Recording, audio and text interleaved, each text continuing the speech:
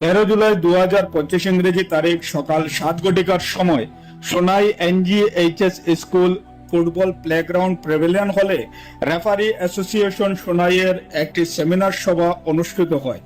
উক্ত সেমিনার সভার মুখ্য বিষয় ছিল modern football refereeing and match ethics. Referee association সোনাইয়ের আমন্ত্রণে আজ উক্ত সেমিনার সভায় উপস্থিত ছিলেন সোনাই মাধবচন্দ্র দাস কলেজের vice principal doctor Abdul Matin Laskar মহাশয়। ওনার সাথে ছিলেন কাছাড় করিমগঞ্জ জেলার অবসরপ্রাপ্ত ডিওসও বদরুদ্দিন মজুমদার মহাশয়, মাতৃভূমি এনজিও এর সভাপতি শীতাংশু দাস মহাশয়, শিলচর রেফারি ট্রেনিং সেন্টার ও ex national referee Prabir Kumar Das মহাশয় এবং অভিজ্ঞ রেফারি শঙ্কর ভট্টাচার্য মহাশয়। উক্ত সেমিনার সভায় modern football refereeing and match ethics এর উপর বিশদভাবে আলোচনা ও প্রশিক্ষণ দেন এক্স ন্যাশনাল রেফারি ও রেফারি ট্রেনিং সেন্টারের সম্পাদক প্রবীর কুমার দাস মহাশয়। উক্ত সেমিনারে আজ সোনাই এলাকার সমস্ত রেফারিগণ সবাই অংশগ্রহণ করেন।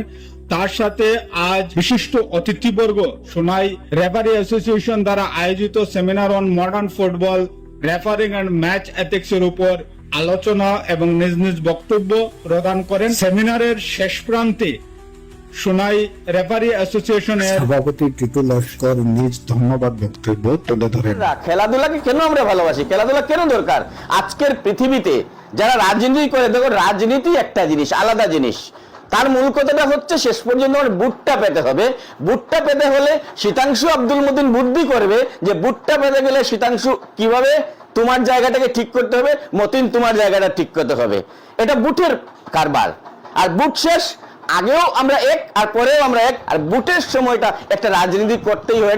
এটা বোধহয় তাদের একটা ইথিক্স, তাদের একটা রাজনৈতিক ইথিক্স হতে পারে। সেটা হিসেবে এটাতে কান না দিয়ে এই সমাজটাকে সুষ্ঠুভাবে গঠন করতে হলে খেলোয়াড় স্বরূপ মানসিকতা, খেলোয়াড় স্বরূপ মানসিকতা মানে কি? একটা মুক্ত মন, যে মন কি করে মানুষকে ভালোবাসে আর মানুষের জন্য কাজ করে। শরীর এবং মন ঠিক না থাকলে একটা সুস্থ মানসিকতা গড়ে ওঠে না। আর খেলাধুলাই পারে একটা মানুষের মনকে এবং শরীরকে সুস্থ রাখতে। আমি আশা করি এই জায়গাটা Sonai football academy plus referee association এই কাজটা করবে।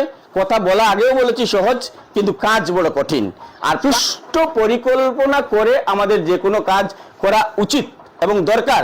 আমরা আশা করব আগামীতে আমরা যে পরিকল্পনাগুলো নিচ্ছি, হাতে একটার পর একটা নিচ্ছি, সেই পরিকল্পনাগুলো নেওয়ার আগে আমাদের ভাবতে হবে। কারণ ভাবিয়া করিও কাজ, করিয়া ভাবিও না।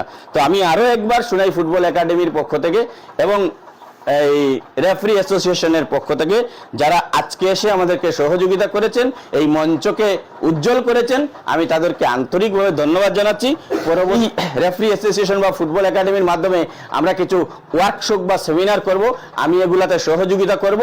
আমি অত্যন্ত খুশি হয়েছি আজকে যে এই সেমিনার করা দরকার, সেমিনার ওয়ার্কশপ এগুলা করা যায়, করা দরকার। এটা ভেবেছে যার মাথা থেকে এই বুদ্ধিটা এসেছে, প্রথমে এই কথাটা এসেছে, আমি তাকে স্যালিউট করি। কারণ এগুলো ছাড়া আমার জানতে হবে, জানাটা হচ্ছে মূল কথা। আমার জ্ঞান থাকতে হবে, আর জ্ঞান না থাকলে এই পৃথিবী, নলেজ ইজ পাওয়ার, এই পৃথিবীকে টেকনোলজি ইজ পাওয়ার, এই পৃথিবী পরিচালনা করছে জ্ঞান।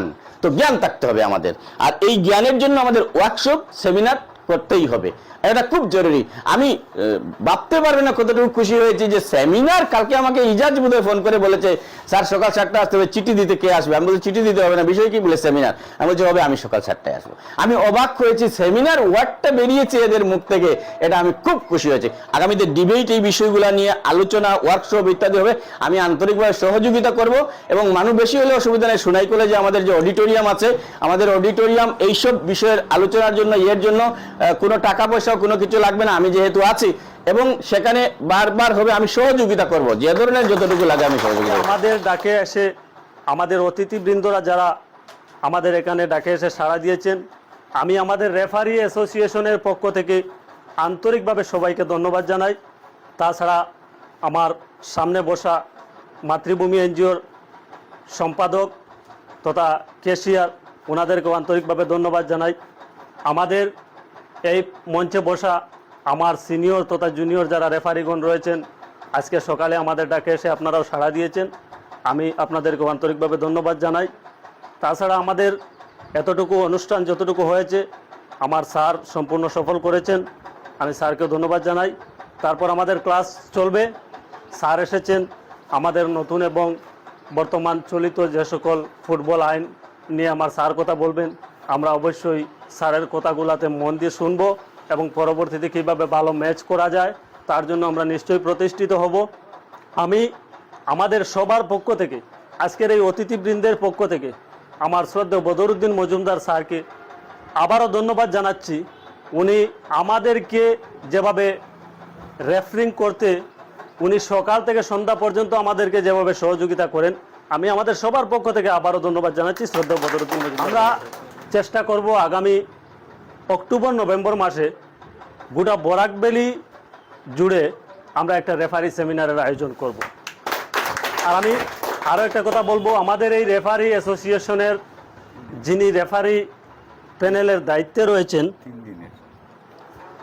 বা আমাদেরকে এই রেফারিগুলা যারা এখানে বসে আছেন, যারা আজকে কোথায় ম্যাচ করবে, কালকে কোথায় ম্যাচ করবে, বা আমাদের মধ্যে যেটা প্রবলেম আর সলিউশন যেটা নিয়ে সর্বদা ব্যস্ত থাকেন, বা আমাদের সর্বদা সকাল থেকে সন্ধ্যা পর্যন্ত যিনি ম্যাচের দিক দিয়ে সহযোগিতা করেন, আমাদের এই অ্যাসোসিয়েশনের যিনি রেফারি ইনচার্জ আমাদের শামীম আহমেদ বড়বুইয়া, ওনাকে আমি ধন্যবাদ জানাই আমাদের সকল রেফারি তথা আজকের অতিথিবৃন্দের পক্ষ থেকে। উনি সর্বদা আমাদের সহযোগিতা করেন, আশা করি আগামী দিনেও সহযোগিতা করবেন। আমি আর আমার বক্তব্য দীর্ঘায়ু করছি না, এখানে গুণীজনরা রয়েছেন, যদি আমার বক্তব্যের মধ্যে কোনো ভুল হয় আমাকে ক্ষমা করবেন। ধন্যবাদ সবাইকে আবারও।